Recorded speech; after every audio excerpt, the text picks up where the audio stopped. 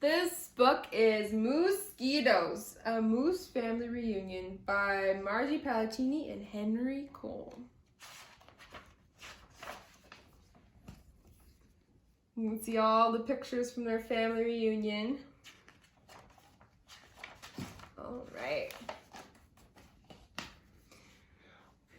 Moose was feeling a mite melancholy, a bit blue, sort of sad. He was missing his big moose family. Why, he hadn't seen them in years.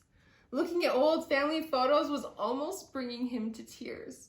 Moose missed being together, making memories, enjoying good times. He even missed Grumpy Uncle Harry and Cousin Curly's bad jokes, Aunt Lurlene's bad cooking. Moose sighed.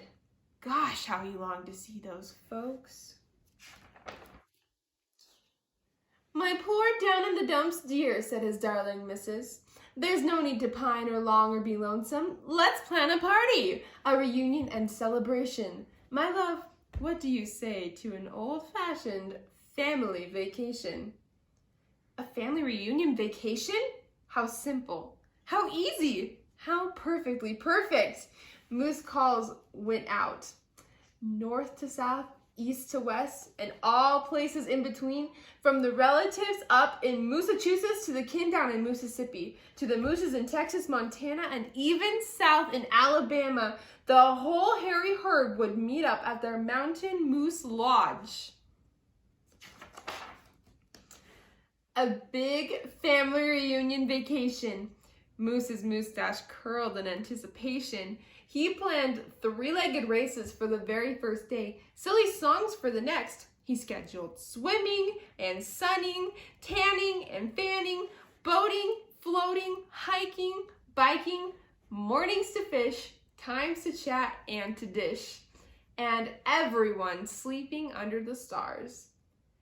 Togetherness, sighed the Merry Moose. Positively, perfectly perfect. With calendars marked with an X and watches synchronized to the second, mooses from coast to coast loaded up cars, packed vans, and stuffed trucks. Toot toot, honk honk, lots of goodbye waves, and off they went.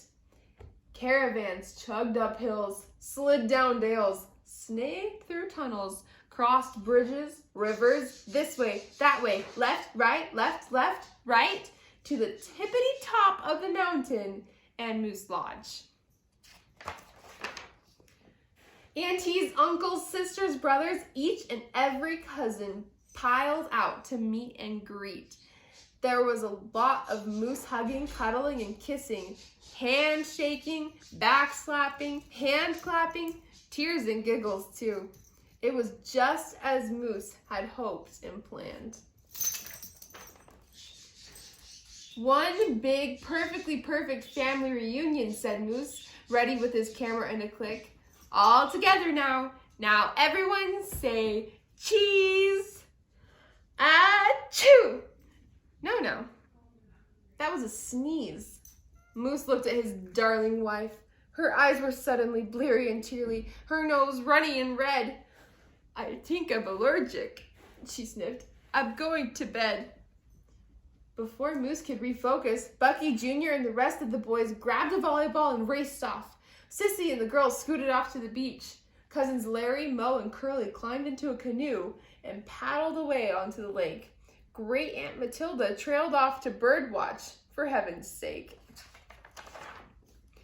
The kin from Montana vamoosed and went for a hike.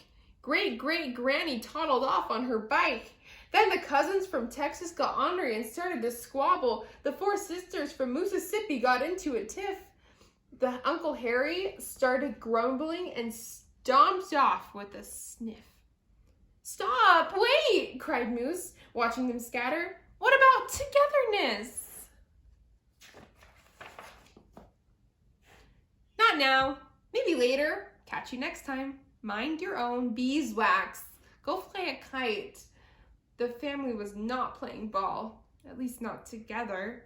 Moose tried. He really tried to find something they all wanted to do. It was not simple. It was not easy. And it did not work. But Moose was still hopeful. He had an idea. The next evening, as daylight faded, the stars came out and everyone trailed back for dinner. Moose was ready and waiting. He had the campfire crackling, stew bubbling, potatoes roasting, marshmallows toasting. Moose got out his banjo and plunked and plinked his favorite sing-along tune. He strummed, he hummed, he sang and crooned. Nobody joined in. The kiddies were whiny and cranky. The teens, tired and bored. Aunt Lorraine yawned. Mo and Larry sat back and snored. Quiet, said Uncle Harry, shuffling off to bed. But what about family togetherness? Moose sighed, sadly eating a s'more all by his lonesome. As the last campfire flames flickered, the only sound Moose heard was a ribbit solo. And then, from somewhere in the dark, in the quiet, came a bzzz, and then and a nee, and a nee. Ouch! Ooh! Ee! Ooh! Ouch! Slap! Smack! Slap! Smack! Scratch! Scratch! Scratch! Scratch! Land sakes! It's mosquitoes! Cried the Mississippi aunties, wailing with alarm. Blasted buggy biters! Shouted Uncle Tex in the middle of a swarm. Slap! Smack! Slap! Smack! Scratch! Scratch! Scratch! Itch! Help! Mosquitoes! Yelled the boys as they tumbled off their cots. Help! Mosquitoes! Cried the girls, covered with bumpy pink polka dots. Do something, my darling, said Mrs. Moose as she scratched between two achooes. But Moose pondered, wondered, worried. What could he really do? Then suddenly he froze. One of the biggest mosquitoes had landed right on his nose. Moose gulped and went eye to eye with the big buzzer. They glared, they snared, they stared. Who would blink first? And then Moose grinned and smiled. He didn't swat, smack, or swish, but he knew exactly what to do. Moose reached into his knapsack for his tried and true moustache glue. Moose ordered one and all to take a heap of hooful of the white pasty glop. Then Tex lassoed some whiskers from the bottom while the beehived aunties took hold from the top. Herded around in a chair, everyone took a share of moosey hair. Why, even Uncle Harry took part. And with Moose's orchestration, a little humming, and some dandy moosey dosey dos, together they all wove this way and that way, then up, down, front, and back.